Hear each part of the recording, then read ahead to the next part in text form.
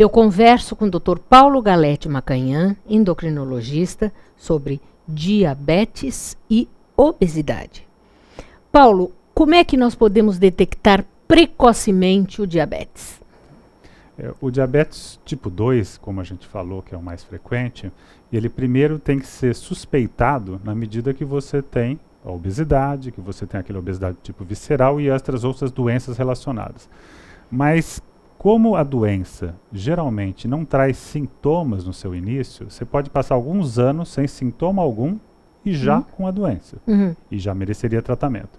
O jeito mais precoce, então, de detectar é você fazendo a dosagem de glicemia. Seja numa pontinha de dedo, aqueles exames que a gente faz com glicosímetro, chamada glicemia capilar, destro, etc., tem vários nomes, em que você tira uma gotinha de sangue e faz a glicemia. Isso faz em campanhas, às vezes em shoppings, em hospitais, em postos de saúde, já pode ser o suficiente para você detectar. Ou então, você diante de um paciente com mais risco, de família de diabéticos, obeso, com essas outras alterações, você impor exames além da glicemia de jejum, também exame de hemoglobina glicada, ou até aquelas curvas em que você, a chamada curva glicêmica, em que você toma a glicose para dosar a glicemia. Agora, Paulo, o tratamento da obesidade, ele previne o diabetes ou ele melhora o controle do paciente que já é diabético? O tratamento da obesidade pode sim prevenir o diabetes. Se você pega esse indivíduo no início, e aí o grande esforço para que já na infância, você combata bastante a obesidade, você diminuindo a massa corporal gordurosa, você consegue diminuir aquela resistência insulínica que a gente havia dito, e aí com isso dá mais folga para esse pâncreas trabalhar por mais tempo e pelo menos posterga a doença. Quer dizer, se é para ter diabetes, porque você tem uma genética muito favorável a isso, você pode jogar muito para frente, muitos anos, com o tratamento da obesidade. Então, isso é importante, assim, porque o Paulo era meu médico, e eu tenho uma genética daquelas bem favoráveis, Tinha obesidade mórbida, fiz a cirurgia bariátrica, Paulo me tratou anos. E eu posterguei, porque meu pai era diabético, eu posterguei muitos anos, sem dúvida. Um dos tratamentos da obesidade, que é a cirurgia bariátrica, como ela é muito eficaz na redução de peso, ela faz isso, Você vê os indivíduos falando que curaram do diabetes, depois da cirurgia. Se só posterga, O termo cura é um pouco forte, E talvez aquele diabético bem de início possa até ser falado nisso, mas a maioria que você consegue jogar muito para frente, e às vezes tão para frente que fica muito fácil depois para controlar, ou vigilante que seja, você consegue tratar e não trazer complicações. Porque quando a gente fala em tratar, a gente fala em evitar complicações. Porque, na verdade, Paulo, isso eu sempre falo, que o Arte de Viver é um programa sempre para a gente informar, Obesidade é um problema de saúde pública, obesidade é uma doença que tem que ser tratada. Eu fiz a cirurgia bariátrica há 12 anos, tratei com o Paulo muito tempo e acredito ter postergado esses 12 anos, Paulo, a diabetes. Não sei se vou conseguir postergar muito tempo, mas espero que faça o exercício físico e que consiga postergar ainda essa diabetes. Não, um jeito realmente eficaz de reduzir peso e, consequentemente, diminuir complicações, Porque quando a gente indica uma cirurgia bariátrica, você está pensando não simplesmente na obesidade, na parte estética. Você está pensando muito mais nas complicações que a gente acabou de falar que a obesidade traz. Ela é uma forma eficaz no tratamento da obesidade e da síndrome metabólica? Sim.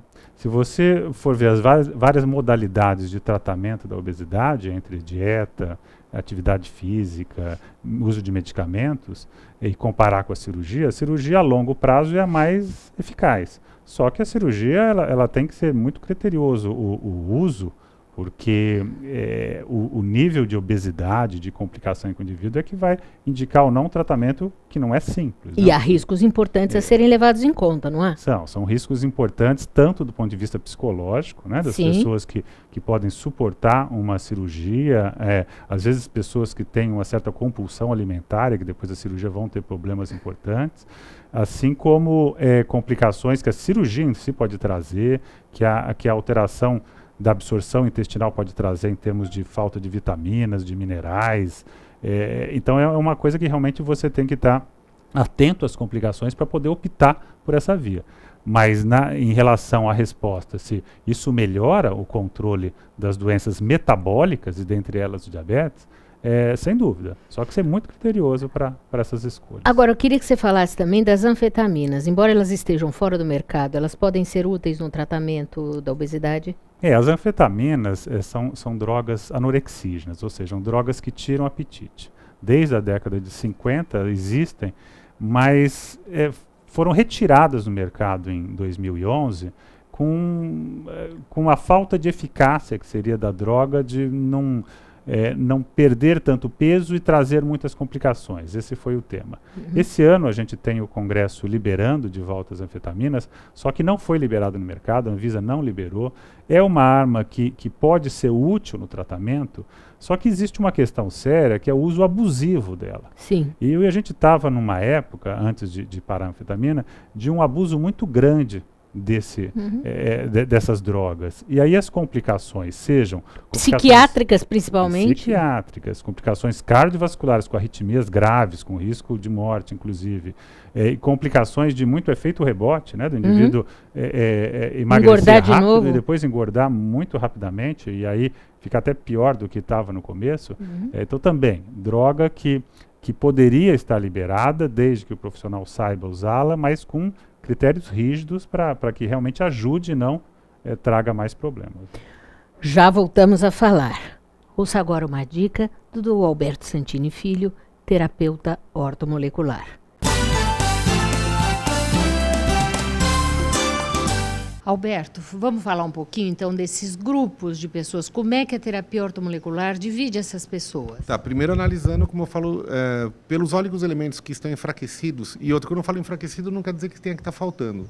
Porque todo mundo fala, está faltando ou está em excesso? Não, às vezes não está reagindo. Porque, em primeiro lugar, a definição bioquímica de oligoelementos não é quantidade, ele é reação, ele é um catalisador. Óligo é pequeno, ele é um reagente. Mas a primeira coisa que a gente precisa saber é o seguinte: todo mundo, vamos supor uma pessoa que se alimenta super bem, ela precisa fazer terapia, ela precisa passar por uma terapia ortomolecular? Então, é o seguinte, a gente não desgasta só pela alimentação, senão eu ia falar, vamos comer um prato colorido e complementar com um complemento de A a Z, que são boas da farmácia, só que tem gente que toma sulfato ferroso e vive com anemia. Então, o que acontece? Nós temos que, é que eu falo, se você vai jogar semente numa terra, essa terra tem que estar reagindo bem. Então, qual é a definição dos oligoelementos? São pequenas partículas que produzem reações bioquímicas nas enzimas para que o metabolismo queira começar a reagir por si só. Ele é um catalisador. Ele é um reagente até para ajudar na absorção de outras substâncias que você ingere. Na verdade, nós temos que... o nosso corpo seria a terra que tem que estar boa para o plantio ser bom. O oligoelemento ele vai produzir a reação naquilo para que o metabolismo queira reagir por si só, e o emocional também, até para absorver outras substâncias. E os grupos são feitos de formas individualizadas. Por exemplo, existem duas formas de grupo. O grupo de tempo de tratamento e um grupo de personalidade. O de tempo a gente divide em equilibrados, bloqueados, desequilibrados e fora de padrão. Então, naquele gráfico que eu preencho, que eu tiro trabalho na estatística, ele vai me mostrar para aquele metabolismo um tempo determinado de tratamento de forma individual para aquela pessoa. E existe também um outro grupo, que eu falo que é de personalidade. Por exemplo, se a pessoa tem baixa de silício, por exemplo, ela é uma pessoa do grupo agitado. Se ele tem uma carência maior de zinco, manganês e cobre, ele é um mental. Se ele é um lítio, selênio, manganês, cobalto, ele pode ser aquele que é, ao mesmo tempo que seja com um emocional desequilibrado, ele está engordando ou emagrecendo por causa disso. Então, dependendo do grupo que a pessoa pertence, ela vai precisar de elementos químicos diferentes. Não existe duas pessoas iguais. Eu e você, nós somos impressões digitais diferentes. Oligoelementos trabalham nas células, então não existe duas estruturas iguais. Por isso que na avaliação, a partir do momento que nós profissionais aprendemos a ler a estrutura, ele conta a história daquela pessoa individualmente. Por isso que eu quero que a pessoa, a princípio, não me conte o motivo que trouxe ela até nós. Eu vou contar o porquê que eu vou tratá-la em cima da estrutura que vai me aparecer. É o primeiro impacto e impulso que vai dar para a pessoa querer fazer o tratamento, que nós vamos descobrir por uma química as suas necessidades que serão passadas. Muito legal. Até semana que vem. Até semana que vem. Nós vamos para um rápido intervalo. Não saia daí.